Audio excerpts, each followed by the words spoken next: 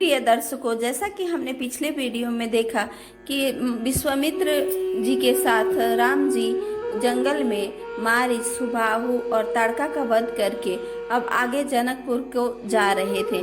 सीता देवी महर्षि महाराज जनक की पुत्री थी। राजा जनक के पास भगवान शंकर का दिया हुआ धनुष था। वो इतना भारी था कि उसे हिलाने के लिए अनेक लोगों की आवश्यकता पड़ती थी।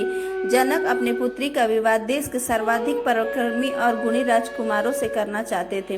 अतः उन्होंने प्रतिज्ञा की थी कि जो यह धनुष तोड़ेगा उसी को मैं सीता से ब्याह करूंगा। विश्वामित्र के आगमन का समाचार पाकर जनक जी अत्यंत प्रसन्न हुए और उन्होंने स्वागत की तैयारी की। विश्वामित्र जी ने राजा जनक से श्री राम लक्ष्मण का परिचय देते हुए कहा कि राजन, राम और लक्ष्मण राजा दशरथ के पुत्र हैं और वे श्रेष्ठ धनुष देखने की आशा रखते थे। जनक ने कहा, मैं वो धनुष अवश्य दिखाऊंगा। राम उस पर प्रत्यंचा चढ़ा दे तो मैं प्रसन्नता पूर्वक अपनी प्यारी पुत्री सीता का विवाह उनसे कर दूंगा। यह कहकर उन्होंने अपने सेवकों को धनुष लाने का आदेश दिया। धनुष एक 8 चक्कों वाले रथ पर बड़ी संदूक में रखा हुआ था। बहुत से सैनिक उसे खींच कर लाए। विश्वामित्र जी की आज्ञा पाकर श्री राम संदूक को खोलकर धनुष को देखा और कहा कि इस दिव्य धनुष को उठाने और इस पर प्रत्यंचा चढ़ाने की कोशिश करूंगा। यह कहकर श्री राम ने उस धनुष को बड़ी ही आसानी से उठा लिया और खेल खेल पर उस पर प्रत्यंचा चढ़ाकर और उस धनुष को तोड़ दिया। इस तरह महाराज दशरथ को समाचार भेजा गया कि उनका विवाह महारानी सीता से हो रहा है। उन्होंने विवाह के लिए प्रसन्नतापूर्वक अपनी सहमति प्रदान की और अपने परिजनों के साथ मिथिला पधारे। जनक ने विवाह का भव्य आयोजन किया। श्री राम जी ने सीता का शुभ परिणय संपन्न किया। साथ ही साथ लक्ष्मण का भी विवाह हुआ। सीता की छोटी बहन उर्मिला के साथ भरत तथा शत्रुघ्न का विवाह उनकी चचेरी बहन मांडवी तथा सुकृति के साथ हुआ। विश्वामित्र जी वर वधुओं को आशीर्वाद देकर तपस्या के लिए हिमालय चले गए। महाराज दशरथ अपने पुत्रों और पुत्र वधुओं के साथ अयोध्या जाने के लिए तैयार हुए। अयोध्या के प्रस्थान करते समय दशरथ जी के मार्ग में शुभ अशुभ शकुन भी देखे गए। देख कर वशिष्ठ जी ने कहा कि अशुभ शकुन यह बता रहे हैं कि कोई घोर भय उपस्थित होने वाला है, पर शुभ शकुन बात का संकेत दे रहे हैं कि यह भय शांत भी हो जाएगा। ये सब कह रहे थे तभी पृथ्वी को कपाते हुए जोरों की आंधी आई और सबने देखा कि अग्नि प्रज्वलित परशुराम जी आ गए। परशुराम जी को आकर अपनी आवाज में श्री राम से कहा, शिव जी के धनुष आपने तोड़ा है, इससे महेंद्र पर्वत में मेरी तपस्या भंग हो गई। यह कहकर श्री राम जी का अपने वैष्णव धनुष पर, जो शिव जी के धनुष के समान श्रेष्ठ है, दिव्य था, बाण चढ़ाने के लिए ललकारा और श्री राम जी ने चुनौती स्वीकार करते हुए परशुराम जी के हाथ से वो धनुष ले लिया। अनायास उस पर बाण चढ़ा दिया। परशुराम जी तब भी श्री राम को भगवान विष्णु का अवतार के रूप में पहचान लिया और महेंद्र पर्वत को लौट गए।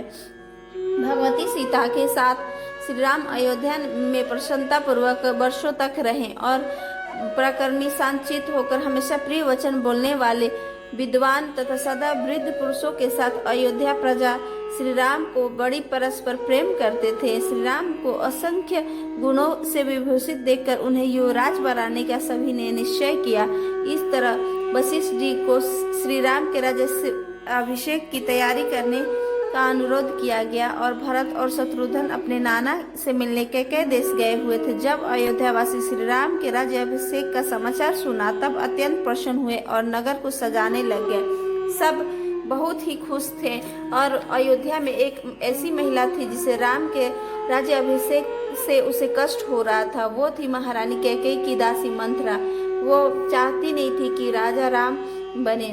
वह दौड़ी दौड़ी कैकेयी के पास गई और राज्याभिषेक का समाचार सुनाया। चूंकि कैकेयी श्री राम से अत्यधिक स्नेह करती थी, पहले तो यह समाचार सुनकर वो बहुत खुश हुई, लेकिन मंथरा उनके मन में विष घोल दी।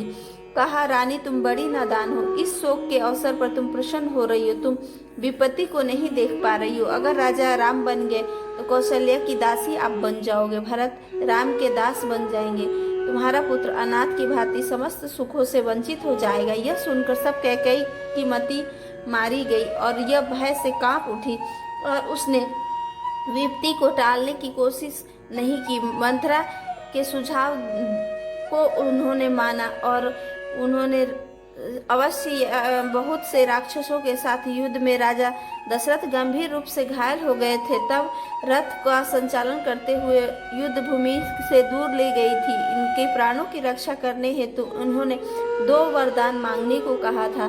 फिर जब उस वरदान को उन्होंने मांगा तो बहुत ही दुखदाई तरीके से 2 वरदान उन्होंने राजा दशरथ से ले लिया। पहला, तुम एक वर के द्वारा भरत का राज्य अभिषेक करना और दूसरे द्वारा राम को 14 वर्ष का वनवास दे देना।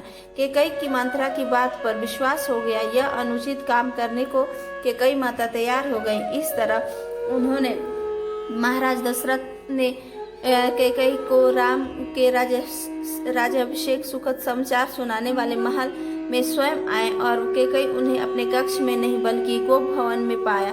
उन्होंने पुष्पहार आभूषण उतार फेंके थे और मलिन वस्त्र पहने बिखरे हुए केशों के साथ भूमि पर पड़ी हुई थी।